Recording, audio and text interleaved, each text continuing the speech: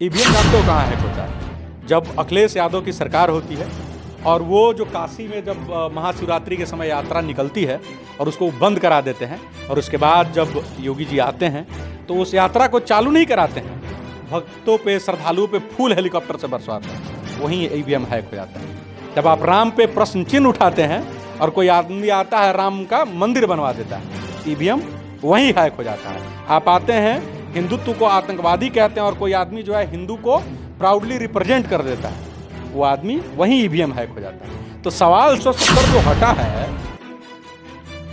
सबसे ज्यादा फंड कश्मीर में, सबसे ज्यादा बवाल कश्मीर में, तो ये सब चीजें जो हट गई हैं, अब सीए भी कर दिया, तो ये चीजें जो आई वो ईवीएम हैक कर दिया। सीए से तो काफी लोगों को दिक्कत है। काफी लोग जिस तरीके से विपक्ष वाले नेता हैं वो साफ तौर पे ये आरोप लगा रहे हैं भाई, क्या वोट बैंक का यहाँ दिक्कत है? यही ईवीएम हैक हो गया। वो लोग का दिमाग हैक है कि वो नहीं समझ पा रहा है कि देश अभी किस चीज पे चल रहा है। देश का इमोशन अभी दो जगह है, राष्ट्रवाद और हिंदुत्व। नमस्कार, आप देख रहे हैं अपना बिहार और मैं हूं आपके संग विवेक। मेरे साथ राणा दीपू सिंह है। वही बात ही आप लोग जानते होंगे। सबसे पहले जान लीजिए कि अब लोकसभा का चुनाव है। जितने भी विपक्ष दल के जो नेता हैं साफ तौर पे आरोप लगा रहे हैं कि ईवीएम से चुनाव नहीं होना चाहिए। क्या कुछ राणा दीपू सिंह कहते हैं, जरूर आप लोग सुनिएगा। क्या लगता है, जिस तरीके से विपक्ष वाले आरोप लगा रहे हैं कि ईवीएम से चुनाव नहीं होना चाहिए, क्या लगता है? देखो, पहली बात कि देश कहाँ पहुँच गया और आप कहिए कि हम 200 साल पहले अब हाथ गिनाएंगे, तो ये तो मतलब अनलॉजिकल बात हो गया, पहला बात। और दूसरा बात, ईवीएम कहाँ हैक हो जाता है, आपको ये समझना पड़ेगा। ईवीएम जानते हो कहाँ हैक होता है? जब अखिलेश यादव की सरकार होती है और वो जो काशी में जब महाशिवरात्रि के समय यात्रा निकलती है और उसको बंद करा देते हैं और उसके बाद जब योगी जी आते हैं तो उस यात्रा को चालू नहीं कराते हैं, भक्तों पे श्रद्धालुओं पे फूल हेलीकॉप्टर से बरसाते हैं, वहीं ईवीएम हैक हो जाता है।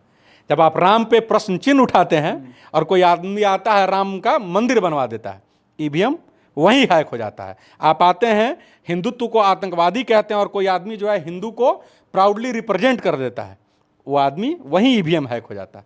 तो सवाल सिर्फ और सिर्फ इतना है कि जिस आदमी को आप एक तरफ कष्ट दीजिएगा। देखिए, इस देश में कुछ एक चीज़ें हैं जो इमोशन से चलती हैं।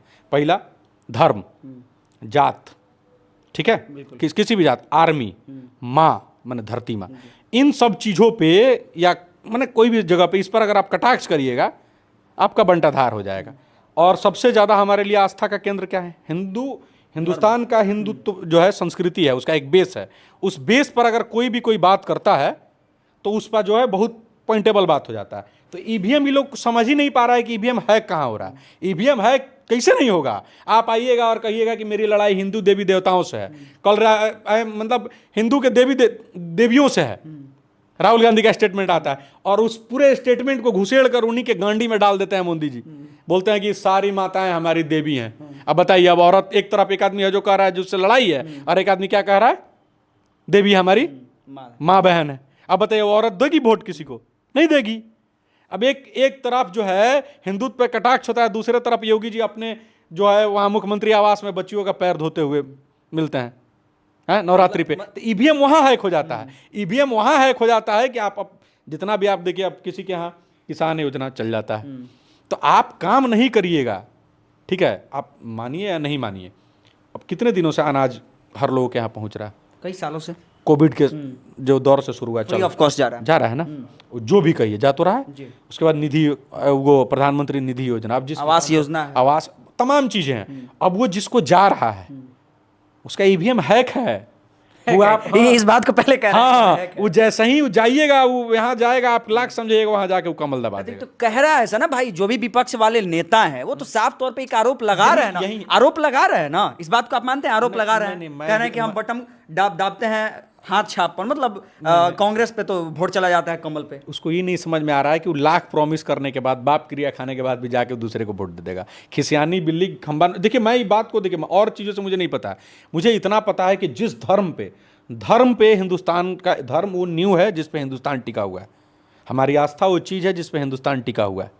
हमारे आराध्य वो हैं जिन पे हमारी आस्था टिकी हुई है। अब मान लीजिए आप राम मंदिर का विरोध करते रहे, सामने वाले ने राम मंदिर बनवा दिया, आप विरोध करते रहे, और साथ ही साथ देखिए कि अब काशी विश्वनाथ पे भी मामला आ ही गया है, ज्ञानवापी पे, अब मथुरा भी उसका। पहला बात वो हो गया। अब आते हैं 370। देखिए, 370 जब हटा कल मैं एक फिल्म देख रहा था, ये चीज मुझे नहीं मतलब मालूम था। 370 देख के हम लोग को पता चला कि वहां के सरकार 370 में इतना बड़ा कोड़ था इस देश के लिए कि सोचिए कि एक तो था ही कि अलग झंडा था, अलग सब कुछ था। वहां दलित भी सरकारी नौकरी में नहीं जा सकते थे, खाली मुसलमानों को मिल सकता था। ये 370 फिल्म में बताया। तो 370 ये था भाई, 370 जो हटा है, सबसे ज्यादा फंड कश्मीर में, सबसे ज्यादा बवाल कश्मीर में। तो ये सब चीजें जो हट गई हैं, अब सीए भी कर दिया, तो ये चीजें जो आई वो ईवीएम हैक कर दिया।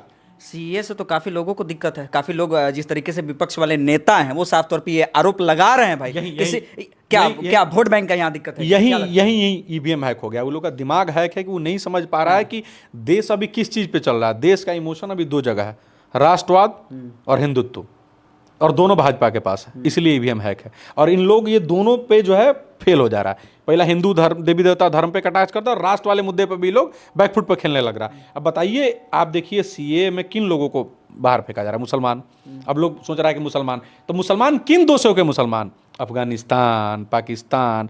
क्या इन देशों में मुसलमानों को कोई दिक्कत है? बिल्कुल नहीं। आपसे मैं पूछ बिल्कुल नहीं है। नहीं है ना? बांग्लादेश, म्यांमार, इनमें है? नहीं है ना? क्यों नहीं है? क्योंकि ये मुस्लिम बहुल नहीं है। तो अब मान लीजिए, एक और बात समझिए, कितना प्रॉब्लमेटिक बात है कि मुसलमान अधिकांश, आप जाके देखिए कि पाकिस्तान से जो शरणार्थी आए हैं उनमें किन जाति के लोग हैं? दलित। अभी लोग बोलता है कि हम दलित के हितैषी हैं, बोलता है ना। अब जो दलित आए हुए हैं उनको, हिंदुओं को यहाँ बसाने के लिए मोदी जी सीए लेके आ रहे हैं। अब इन लोग उसका विरोध करेगा, अब कहां से कोई वोट देगा? आखिर विरोध क्यों हो रहा है भाई? सीए का विरोध क्यों हो रहा है? कौन वैसे लोग हैं? लोग क्या करेगा? अब ऑप्शन नहीं है ना। अब मान लीजिए समर्थन कर देगा तो अब तो 600 मैंने 500 कितना समथिंग सीट है ना, 543 और 245 जो भी है, सबे ना सीट हो जाएगा। तो अब वो सब अब लेकिन अब विपक्ष किस पे करे? सारा काम तो यही कर दे रहा। अब आप, लेकिन ये बहुत मतलब आपको ये सोचना पड़ेगा कि ईवीएम हैक इसलिए नहीं हो रहा है। ईवीएम इसलिए हैक हो रहा है कि आप उल्टे चीजों पे लड़ रहे हैं। अब जिस भारत को जोड़ रहे हैं वो भारत जुड़ चुका है, भारत टूटा हुआ है। भारत जोड़ो यात्रा चल रहा है भाई। मुझे मोदी से और किसी से मैं यह अभी भी कह रहा हूं कि मोदी बहुत अच्छे पीएम नहीं है। मैं ये स्टेटमेंट कह रहा हूं कि मोदी बहुत अच्छे पीएम नहीं है, लेकिन जितने भी लोग हैं उनमें बहुत अच्छे हैं। इस बात को आप मानते हैं? मोदी बहुत अच्छे पीएम नहीं है, लेकिन अभी जितनी भी ऑप्शंस अवेलेबल है उन तमाम लोगों में बहुत अच्छे पीएम। Modi best PM. मतलब आपके कहने का मतलब है कि 2024 में फिर मोदी जी? मेरे नहीं कहने से भी हो, कहाँ फर्क? आप तो लड़ाई नहीं है, देखने रहो क्या स्टेटिक है यार। वो आदमी कह रहा है कि कॉन्फिडेंस देख रहा हो 400 पार, जीत हार कितना पे होना है? लगभग 272-73 जो भी हो। हाँ, 272 के बाद तो हो ही जाता है, और यहाँ 400 पार। मतलब लोगों के दिमाग में, ये मस्तिष्क में पहले से डाला जा रहा है 400 पार डाला जा चुका है। और मुझे लगता है कि कुछ एक चीज़ों के लिए बीजेपी को, मैं एक जिम्मेदारी से कह रहा हूँ, एक बार और बीजेपी को आना जरूरी है, एक दो बार।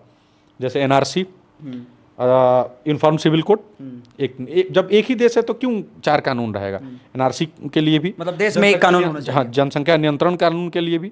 जनसंख्या नियंत्रण तो मुझे लगता है कि एज सुन अब पीओके के लिए 4 चीजों के लिए भी बीजेपी को आना चाहिए। एनआरसी, पीओके का मुद्दा, पाकिस्तान ऑक्युपाइड कश्मीर है वो भारत का होना चाहिए। एनआरसी, ताकि जो भी घुसपैठिए भारत में उनको भगाया जाना चाहिए।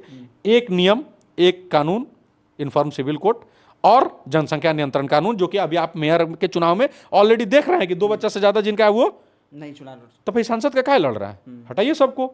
देश का इतना जनसंख्या बढ़ रहा है, कहां से इतना संसाधन आएगा? तो इन तमाम चीजों के लिए एक बार और 2 बार कम से कम, एक बार मोदी जी का टर्म, एक बार योगी जी का टर्म, ये स्टेबल करेंगे और योगी जी उसको ठीक ठाक। मतलब आपके कहने का मतलब है कि मोदी जी के बाद फिर अगली बार योगी जी? वो तो श्योर ही है, वो उसमें कोई एकदम योगी जी आ जाएंगे इसके बाद। हाँ, वो जरूरी है फाइनलाइज करने के लिए, समझ रहे हैं ना? फाइनलाइज फुलफिल कर देंगे। हाँ, वो समतल करेंगे बाबा। चलिए, आप लोग पूरी वाकया को सुने होंगे। वाकई लोकसभा को लेकर जिस तरीके से लोग तरह तरह की आरोप लगा रहे थे कि ईवीएम हैक हो रहा है, अब ईवीएम हैक कहाँ हो रहा है? राणा दीपू सिंह ने पूरी बात को कहा होगा। खैर, ये वीडियो आप सबके लिए था। ये वीडियो आज भर के लिए इतना ही। अगले वीडियो में हम लोग फिर मिलेंगे एक नए वीडियो के साथ, एक नए जोश के साथ। तब तक के लिए जय हिंद।